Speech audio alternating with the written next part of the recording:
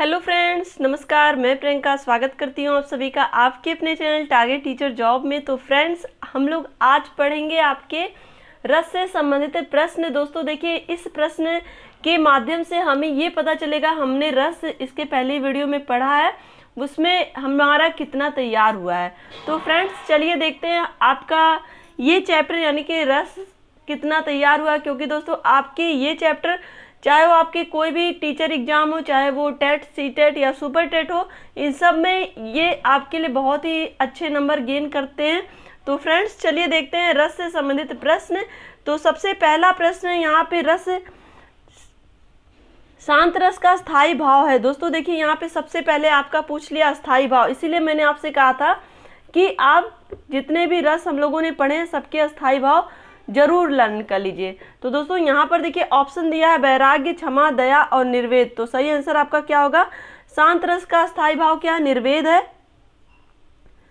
किस रस का स्थायी भाव रति होता है? दोस्तों यहाँ पर देखिए ऑप्शन आपका दिया है भक्ति रस, श्रृंगार रस और दोनों का नहीं। तो दोस्तों देखिए यहाँ पे देखिए दिया है कि अस्थाई भाव रति होता। दोस्तों देखिए, इसीलिए मैंने जब आपको पढ़ाया था श्रृंगार रस, तो मैंने आपको बताया था कि श्रृंगार रस के अंतर्गत ही वात्सल्य रस और भक्ति रस को रखा जाता है।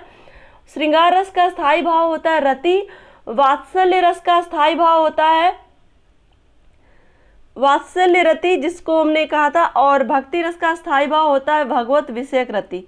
तो दोस्तों यहाँ पर देखिए आपसे पूछा क्या, किस रस का स्थायी भाव रति होता। तो दोस्तों यहाँ पर भगवत विषयक रति और वात्सल्य रति, इन दोनों को हम श्रृंगार रस के अंतर्गत मानते हैं और इसका भी स्थायी भाव लास्ट में रति होता है। तो यहाँ पर देखिए ऑप्शन आपका सही हो गया सी, दोनों का ही अस्थायी भाव रति होता है, यानी कि भक्ति रस का और श्रृंगार रस का भी। तो दोस्तों देखिए यहाँ पर क्वेश्चन नंबर 3, हिंदी काव्य में रसों की कुल संख्या है। तो दोस्तों हिंदी काव्य में रसों की कुल संख्या 11, 10, 9 और 8। तो दोस्तों देखिए हिंदी काव्य में अगर रसों की संख्या पूछेगा, यानी कि नाट्य शास्त्र के अनुसार रसों की संख्या पूछे तो वहां पर आप 9 बताएंगे, और भरत मुनि के अनुसार रसों की संख्या पूछेगा तो वहां पर आप 8 बताएंगे, और इसके अलावा जो अन्य लोगों के अनुसार जो रसों की संख्या है वो है 11। तो इस तरह से आप रसों की संख्या यहाँ पे देखिए, अब आपको क्वेश्चन के अकॉर्डिंग आंसर देना। यहाँ पे आपके ऑप्शन में सभी आंसर दिए हुए हैं, यहाँ पे सभी ऑप्शन में दिए हुए हैं कि 11, 10, 9। तो आपको सही आंसर क्या टिक करना? 9। काव्य रसों की कुल संख्या कितनी है? 9। यहाँ पे देखिए क्वेश्चन नंबर 4, यशोदा हरि पालने झुलामे, हलरामे दुलरामे मल्हामे, जोई सोई कछु गामे, इस अवतरण में कौन सा रस है? तो दोस्तों यहाँ पर आप देखिए ऑप्शन क्या दिया है, श्रृंगार रस, वात्सल्य रस, शांत रस और करुण रस। तो दोस्तों देखिए यशोदा एक माँ है, माँ अपने बच्चे को जब दुलार और प्यार करती है तो उस भाव में करती है जो कि वो आता वात्सल्य रस में। तो यहाँ पे आपका सही आंसर हो जाएगा वात्सल्य रस। देखिए अगर आपने क्लास नहीं की है तो ऐसा नहीं है कि आपको समझ में नहीं आया, क्योंकि मैं आपको डिटेल कर रही हूँ, लेकिन दोस्तों आपको क्लास जरूर अटेंड करनी चाहिए जिससे कि आपका कॉन्फिडेंस बढ़ता है। जैसे कि जिन भाई बहनों ने क्लास अटेंड की होगी उनको क्वेश्चन देखते ही समझ में आ जा रहा है कि आंसर क्या होगा। तो इसीलिए आप थ्योरी क्लास जरूर अटेंड करिए, फिर उसके बाद ये क्वेश्चन पेपर जो है आपका सॉल्व करिए, इससे आपका कॉन्फिडेंस बढ़ेगा। तो फ्रेंड्स चलिए देखते हैं यहाँ पे आपका आंसर क्या हो जाएगा, वात्सल्य रस हो जाएगा। चलिए आगे देखते हैं, उत्साह स्थायी भाव से किस रस की निष्पत्ति होती है? दोस्तों उत्साह ऑप्शन क्या दिया है, शांत रस, भयानक रस, रौद्र रस और वीर रस। तो दोस्तों उत्साह अस्थायी भाव किस रस की निष्पत्ति होती है? तो दोस्तों ये आपका हो जाएगा वीर रस। वीर रस का स्थायी भाव होता है उत्साह, जिसमें हम लोगों ने पढ़ा था वीर तुम बढ़े चलो, धीर तुम बढ़े चलो, सामने पहाड़ हो, सिंह की दहाड़ हो, तुम निडर हटो नहीं, तुम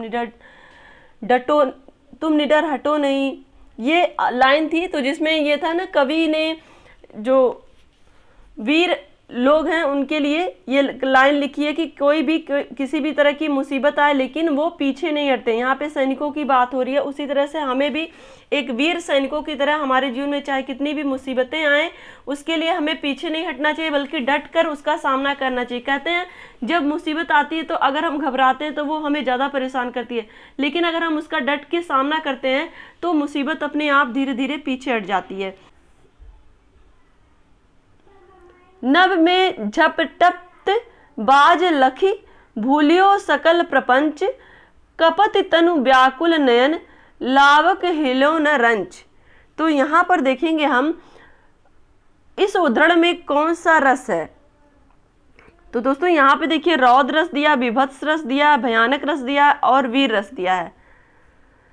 तो दोस्तों यहाँ पर देखिए नभ में झटपट बाज लखी, भूलियो सकल प्रपंच और कपति तनु व्याकुल नयन, लावक हिलो न रंच। तो दोस्तों यहाँ पर आपको रौद्र, विभत्स, भयानक और वीर रस दिख रहा। तो दोस्तों यहाँ पर देखिए, यहाँ पे आपको दिखेगा बाज लखी। तो दोस्तों बाज जो होता है वो सौ को खाता। आपको पता है ना कि सौ जो होते हैं यानी कि जो डेड बॉडी होती है उस पे बाज उसको नोच नोच के खाते हैं एक तरह से। इससे संबंधित जब लोग विभत्स रस पढ़ रहे थे तो वहाँ पे हमने देखा था कि जो बाज है वो नोच नोच के खा रहा है डेड बॉडी को। तो यहाँ पर ये क्या हो जाएगा, विभत्स रस। आप इसमें यहीं से पहचान सकते हैं कि बाज लखी।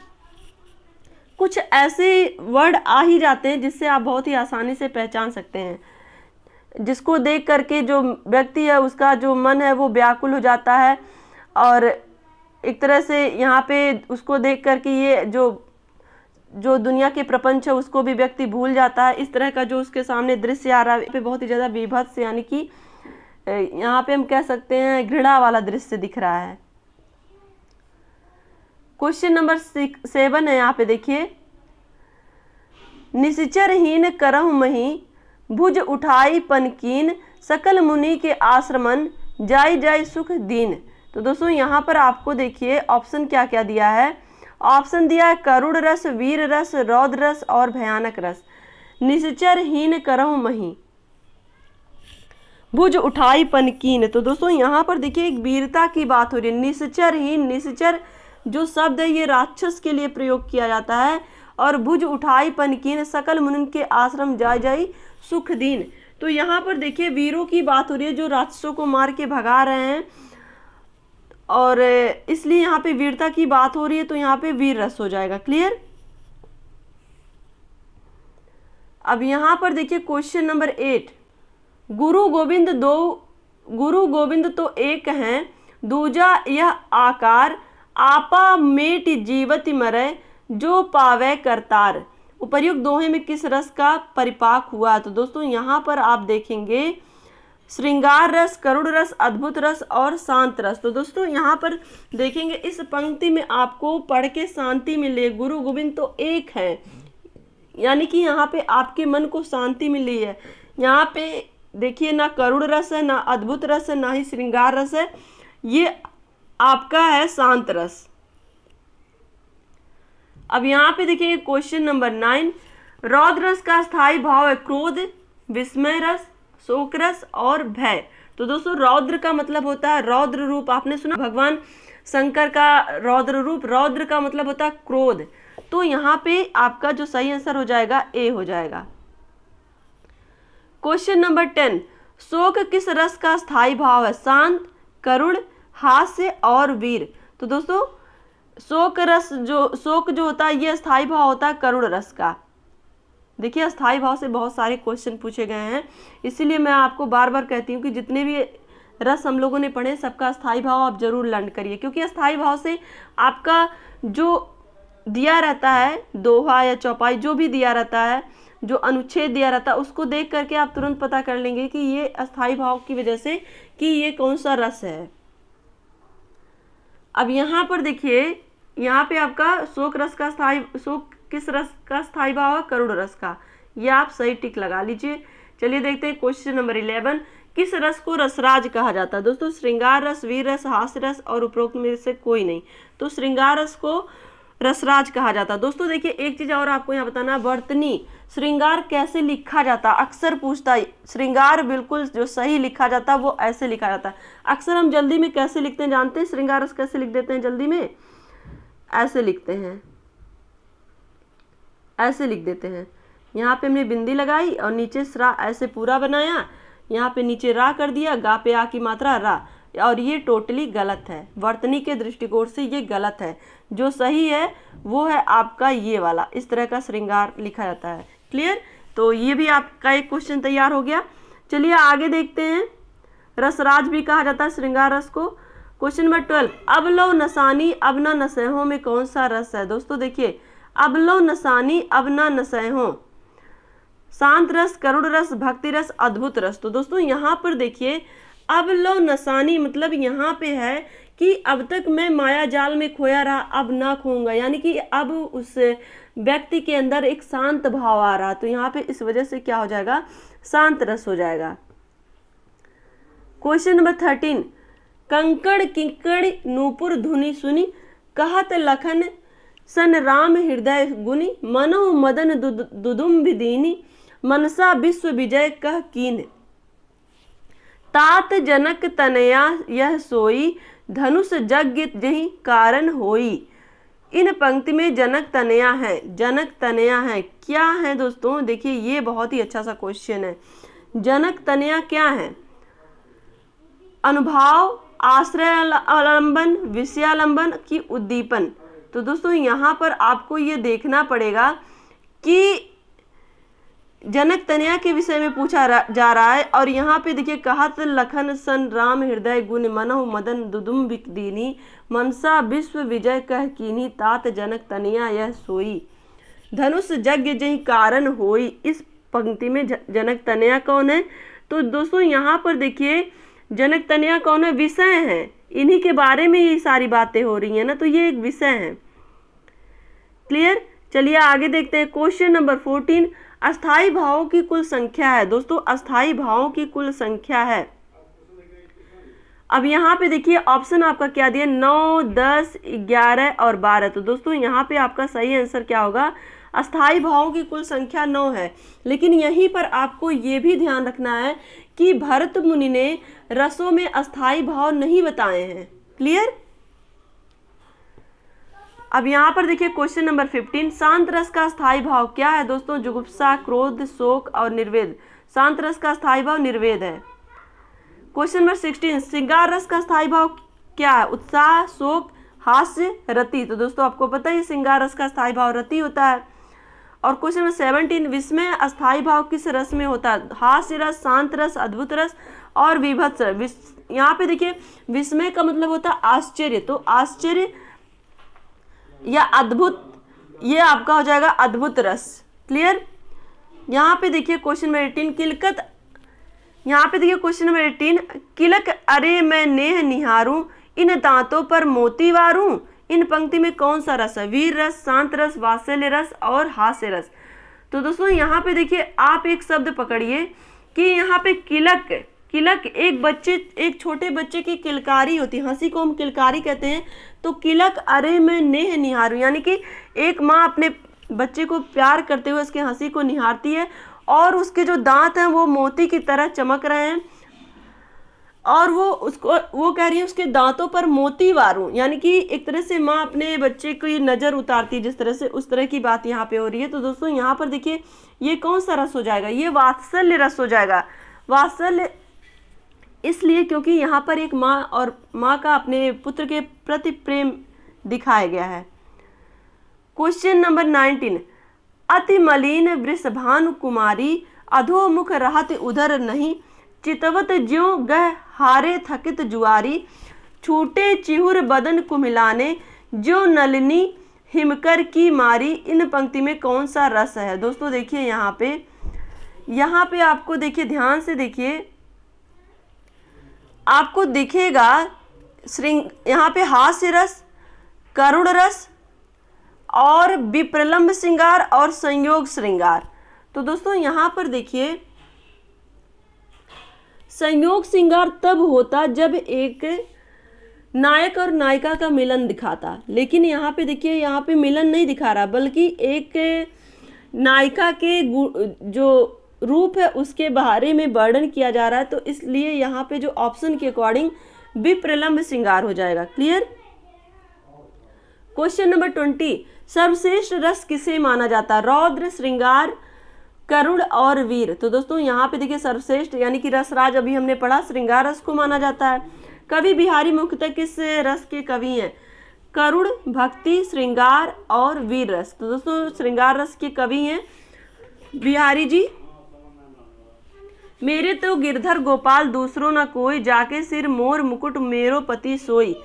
शांत रस, श्रृंगार रस, करुण रस, हास्य रस। तो दोस्तों यहाँ पर देखिए जो यहाँ पे ये जो कथन है ये किसके द्वारा कहा गया? ये मीराबाई आप जानते हैं ना, मीराबाई जो भगवान श्री कृष्ण के रूप को अपने पति के रूप में देखती हैं। तो यहाँ पे देखिए मेरे तो गिरधर गोपाल दूसरों न कोई, जाके सिर मोर मुकुट मेरो पति सोई।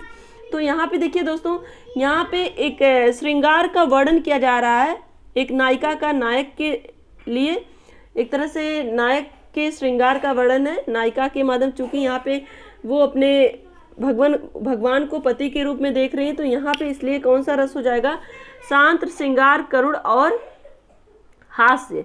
तो यहाँ पे देखिए ना शांत है, क्योंकि शांत रस देखिए कहाँ होता है? जहाँ पे भक्ति का भाव देखने को मिले, जहाँ पर एक तरह शांत का जो स्थायी भाव होता है वो निर्वेद होता है, जहाँ पे आपको जीवन में एक तरह से जो मोह माया उसको त्याग करके परमेश्वर की प्राप्ति की बात होती है, वहाँ होता है शांत रस। और करुण रस भी इस तरह से जहाँ पे हम कह सकते हैं शोक की स्थिति होती है। हास्य रस जहाँ पे उस जो भी आपके लिए दिया गया अनुच्छेद उसको पढ़ के हंसी आए, तो वहाँ पे यहाँ पे देखिए ऐसा कुछ भी नहीं है, इसलिए यहाँ पे श्रृंगार रस होगा। क्वेश्चन नंबर 23, शोभित कर नवनीत लिए, घुटरुन चलत रेणु तन मंडित, मुख दधि लेप किए।